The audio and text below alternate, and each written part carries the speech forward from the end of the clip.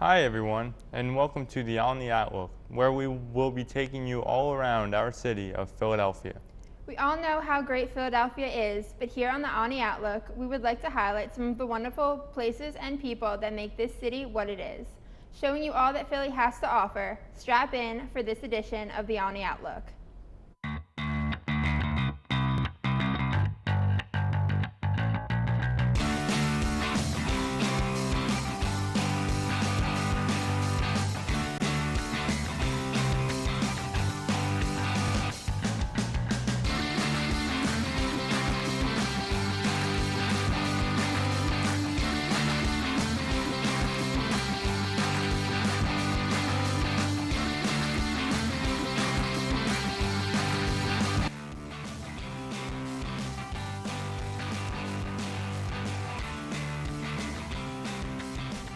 Welcome to the Olney Outlook. I'm Gavin Lichtenstein. And I'm Kathleen Viguela. We have a fun-filled show for you today, including trips to Chinatown for rolled ice cream and a cafe with a mission. We will also be learning how to register to vote, and we'll be getting some well-needed advice on motivation on study habits for this school year.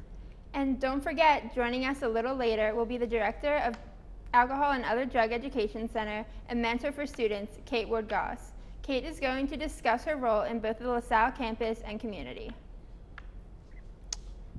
We sure do have a lot to cover, so let's get started by meeting up with some of our correspondents to see how Philadelphians do with some trivia questions.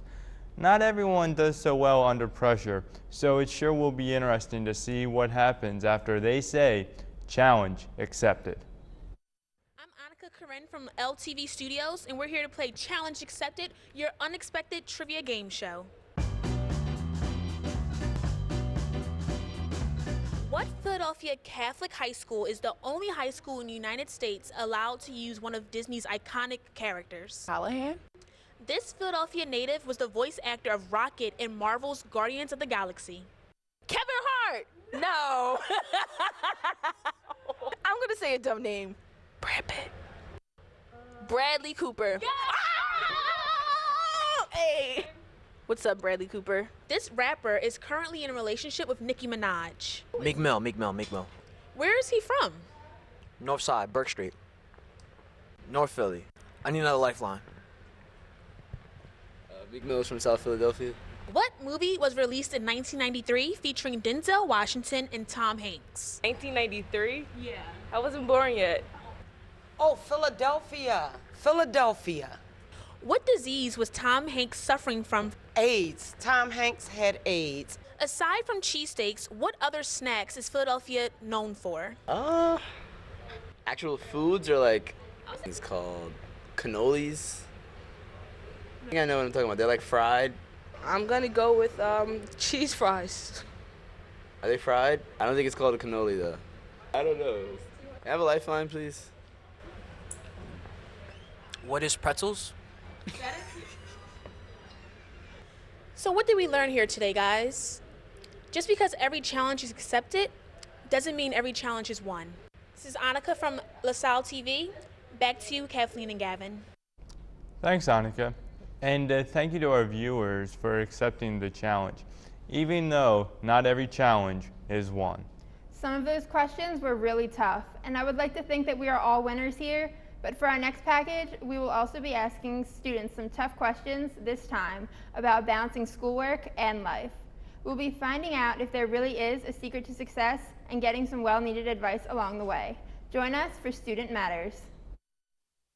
As many students return to LaSalle University, unfortunately many bad study habits returned with them as well.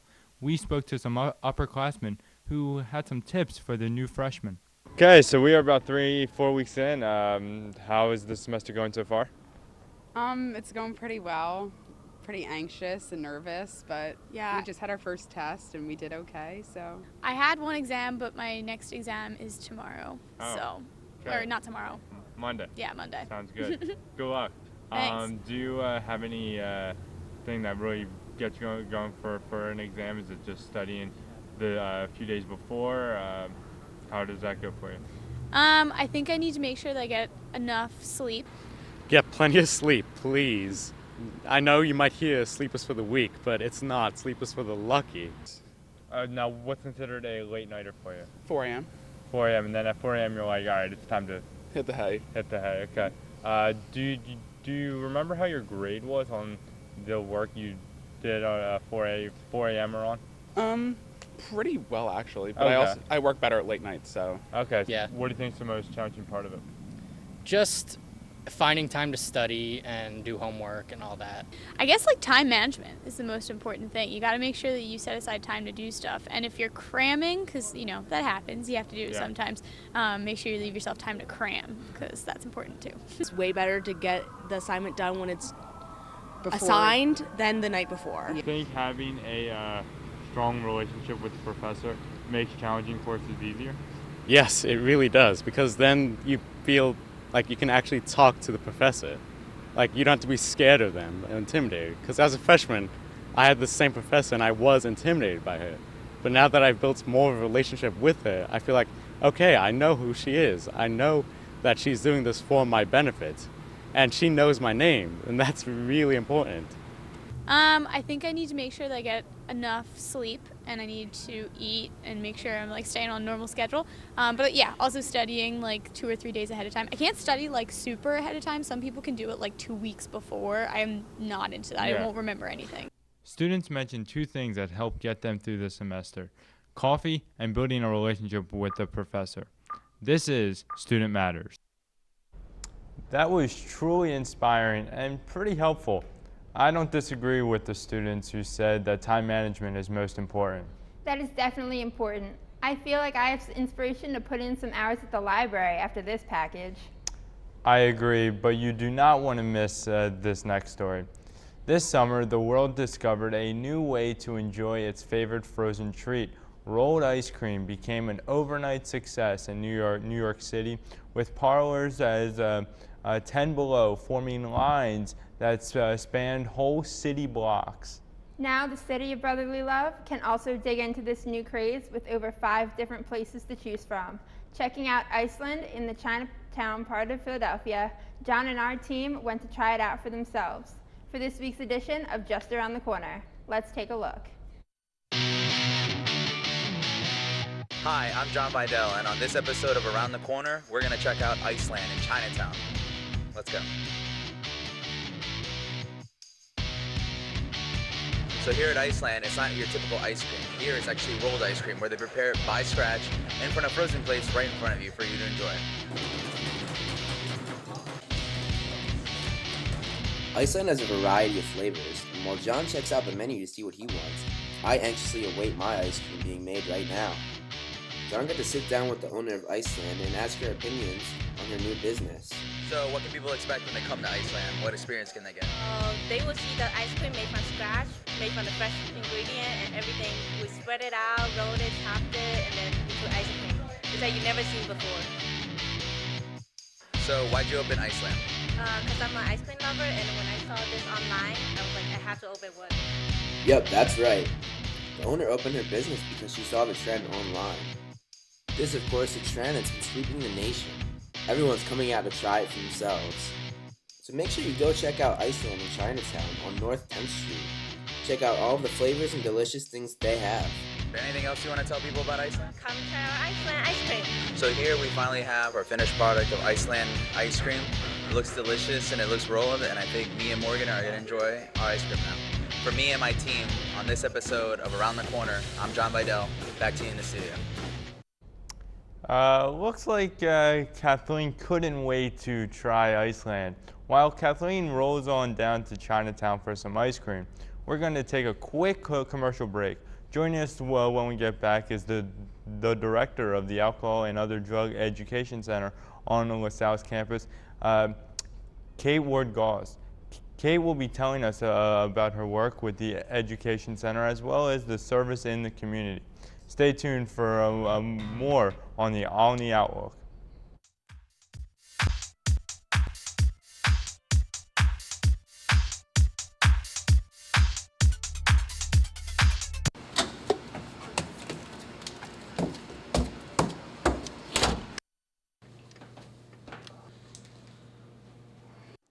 Life is hard. Effective consent is simple. Do not make hookup decisions if you won't remember them. For more information on sexual assault, visit nomore.org. 3, 2, 1, action. You may think a guy would be producing this, but I can too. Anyone can find a cure. Women are being downgraded for their physical ability, but you can be just as strong.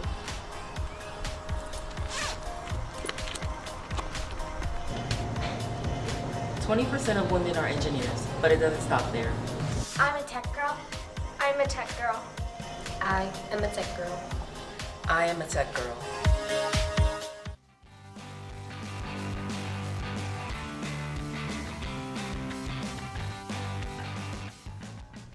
Thank you for joining us on this episode of the Olney Outlook, the show that takes you all around the great city of Philadelphia. I'm Gavin Lichtenstein.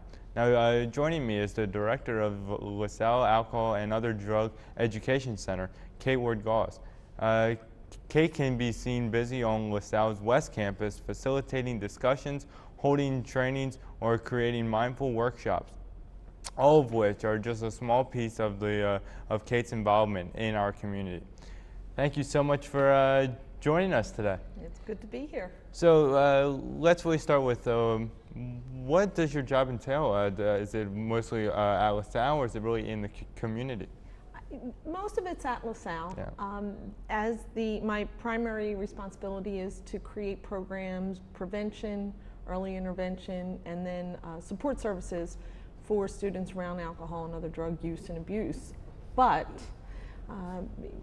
our students, one of the cultures in which our students socialize involving alcohol is in the community. And when I say in the community, I mean in the very nearby 7-block area right across campus where students live. So I can't just isolate my work to the campus. I have to be out. Now, let me ask this. How many years have you been at LaSalle? This is beginning my 11th year at LaSalle, and actually my 20-something in higher education. Wonderful. Now, how have you seen your position grow and kind of changes? Every 4 years we get a new crop of students. And do you think that's a challenge for your job? Oh, no, actually it's probably one of the things I like best because it's always, to a certain extent, evolving. Actually, when I was here, while we knew that there was an environment of off-campus drinking, it wasn't. There were less houses which had our students, and so that's the one thing that has changed over time. We have more and more houses with students, and so more possibility, but not necessarily more problems. There's a perception issue, which is part of what I look to educate both the students and the community and faculty about what actually happens versus what is perceived to happen. So is that the divide, you would say, that what freshmen think isn't always the case, and vice versa? Exactly. Right now I'm doing FYO presentations, and I have one of my projects, prevention projects, is a program called Exploring Your Choices. Okay. So in August, students complete a survey for me about their usage. 47% of our incoming freshman class in August reported that they had never had anything to drink, which is much higher than what most people think and most students. So now I'm in classrooms asking them, I don't know if you know about Kahoot, but it's a fun little interactive electronic survey that you can do in the classroom. And yeah, students are guessing that it's a much smaller population of never drinkers, and it's really much higher than that. Wow. Now, you're obviously very busy being with LaSalle being a very unique school in the Philadelphia region, but what would you say is the best part of your job, or maybe your favorite part? Is it working with students, or is it really working with both LaSalle and the community? That's a tough question because I think it really is very much split for me. I'm a city girl. I'm a Philly city girl, so I really like the fact that your show focuses on that. And I actually live out in University City, so I've always lived in an environment where it's kind of town gown. So I liked bringing that to LaSalle, that we need to have an attention and focus on our town gown issues. But I really like working with LaSalle students, and I really like our community members. I've got lots of new friends here up in East Germantown. Okay. Now, do you think that the issues that are that LaSalle is facing with students off campus. Is that a challenge that other schools aren't facing, or is No, no, it's a challenge. There's actually an association called the International Town Gown Association that has a conference every year. Tyrese Holmes and I, who is the director of off-campus and commuter communities, she and I went to it a few years back. So it is such a significant issue in our country. Yeah. And not necessarily a bad issue, by the way. There's student behavior, and that needs to be addressed. But in most communities at this point, the colleges and universities can be an incredible resource for the neighborhood in terms of access to academics, jobs. So part of my involvement is working with a team of people here at LaSalle to make sure that we're addressing student behaviors, the not so great, making sure community residents meet our students in the finest of senses. And all. We have a community health fair on Saturday, which is an example of where we get to showcase all the positive ways our students and neighbors can interact. Beside the health fair, what other events do you have going on? So we about 5 or 6 years ago instituted something called trash bashes. Okay. So after some of the times of the year that students are more likely than not wanting to celebrate, and the celebration includes alcohol, and sometimes that can lead to trash. Something most, red cups have a national notoriety there. That we organize groups of students to go out and clean up after themselves, and so that's one of the other things. Does your position work closely with the block captains off campus? I would say indirectly, in the sense that we have a community liaison here at LaSalle. His name is Bill Durham, and Bill is very connected to the block captains. Tyrese Holmes, director of she knows the block captains.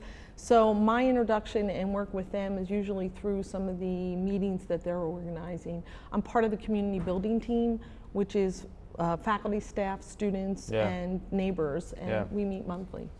Bill Durham, you can always tell because he has the big smile with the very nice hat. He's usually always wearing a hat. Very well dressed, yes. And always takes time to say hello, despite however busy he is. And he knows everyone. It's actually funny you say that, because you're not the first person to have said that. He's someone that no matter who you are, he will go as his way. But going forward, how do you see your position at LaSalle evolving and growing as hopefully enrollment at LaSalle also? Well, we have to keep track and make sure we're in all the places we need to be in terms of prevention. We do a lot of focus with the freshmen. We have looked at the fact that we want to find more ways to do prevention programming with sophomores. So that's an area that we're looking at.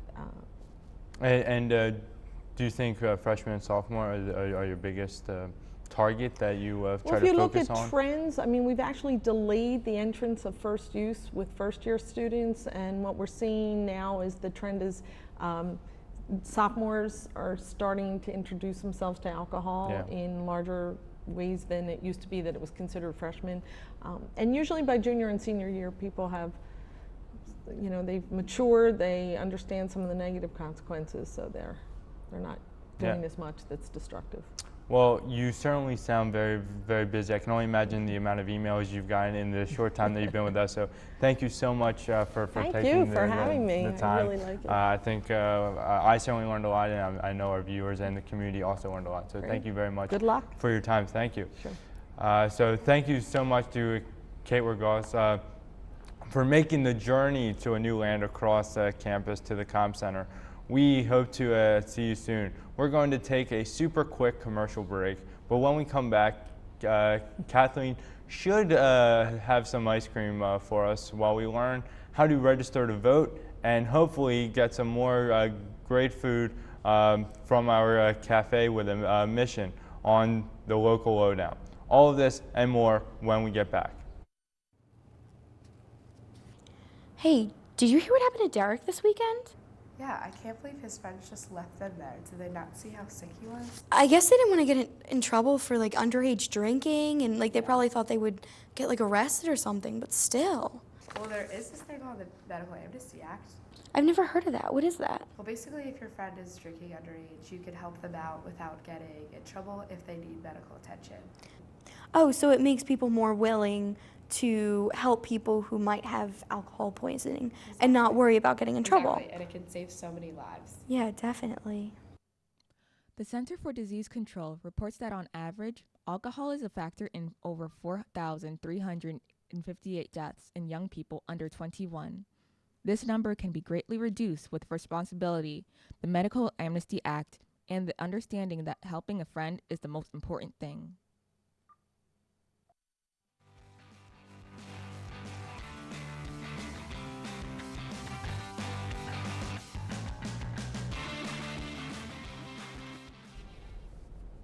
Hey guys, thanks for tuning in to the Olney Outlook. I'm Kathleen Viguela.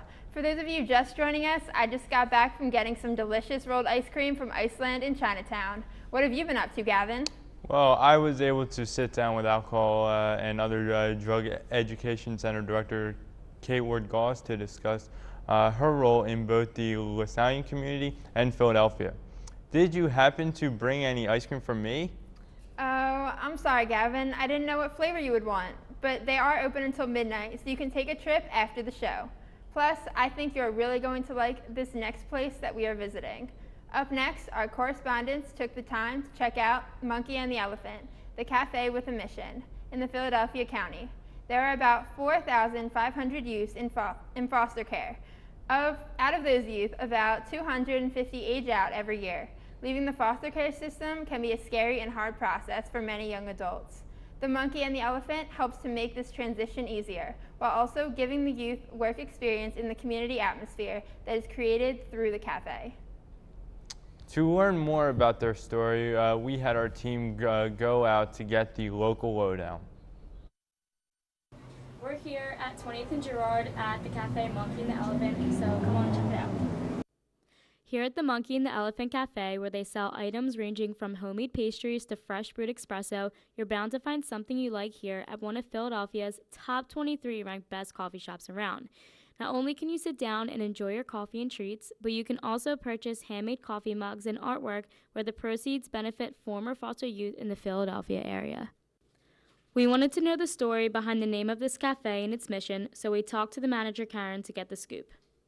The youth that we work with are hired here and they're given employment.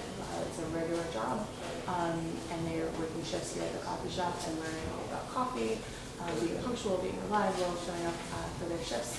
But there's also an 8-month program piece that goes with that employment, and we help them to gain life skills on working, networking, pursuing future career goals, if they want to go back to school, get their GED, just a bunch of things that our parents helped us with and guided us through, and we're just trying to be a support for these youth so that they can realize their potential. We also talked to other employees, Sharif and John, who gave us their story of why the Monkey and the Elephant Cafe helped them get back on their feet. I'm an artist. I do video photography. And they help us with life skills and all that. So basically they put me back on my feet, I can say. Put my head back in the game. This is not just a job, it's like a second family or first to some. It's like we got family night for everybody come in, get pizza or whatever, or we cook or something, watch a movie, go to the park, or just have bond as a family. This is like if somebody's slacking, we all work together and help them up. We all can be productive as a coffee shop and that thing. But the food looks so good that my team and I just had to try it out for ourselves. So we came here to this wonderful cafe, we met great people, ate fantastic food, but most importantly, we learned the story behind the name of the cafe. So come on in, check it out on 20th and Girard. Back to you in the studio. Thank you so much, Sydney. If you are ever looking for a great place to get some coffee or brunch, be sure to check out the Monkey and the Elephant and support their cause. Now that our correspondents have had their share of Philly cuisine and are aware of some of the problems facing our community, it is time for us to put these skills to good use. For our next package, our team would like to teach you all how to register to vote. Voting can help you make a difference in your community, state, or even country. So be sure to take some notes. Here is how to register to vote. Hello, I'm Isaiah, and with this being election year, a lot of people are encouraging the young people to go out and vote, but a lot of them don't know how to register. So, in today's how-to video, we'll be showing you how to register to vote. Stay tuned. For today, we're going to be using I Will Vote. Now, this website, it allows you to vote no matter where you're from. So, today, we'll be voting for Philly. Now, when you first get there, it's iwillvote.com. And once you get there, you just scroll down and you just enter your information. As you continue along, it continues to ask you questions. And once you get to the next page, it asks you whether you want to register to vote, update your registration, or to check if you vote, if you already are registered. And keep in mind that registration closes October 11th. That is your last day you're able to register.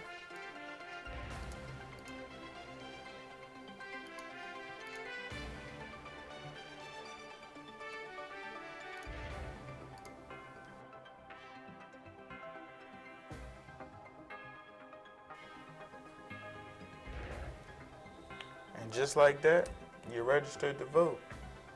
Once you continue after all the questions, it asks you to agree to everything that you're saying and all the information that you're entering is correct. And once you agree to that, it'll send you an email and you're registered. Now that you know how to register to vote, go out and use your judgment as a U.S. citizen to make the right vote on November 8th. See you there. That is certainly a skill that is going to come in handy. Thanks again for Isaiah for taking the time to teach us a skill that will certainly come in handy in November. Unfortunately, that just about does it for this episode of the Olney Outlook. Thanks again to our guest, Kate Ward-Goss, for stopping by, and thank you to all of you for tuning in. If you did not get enough of the Outlook today, feel free to keep the discussion going by emailing us at lasalletv@lasalle.edu or following us on social media with the Twitter handle LaSalleTVPhilly. You can also find us on our website, lasalle.edu/LaSalleTV. For the full schedule of shows from the Olney Outlook, I'm Gavin Lichtenstein. And I'm Kathleen Viguela from all of us here. Have a wonderful day.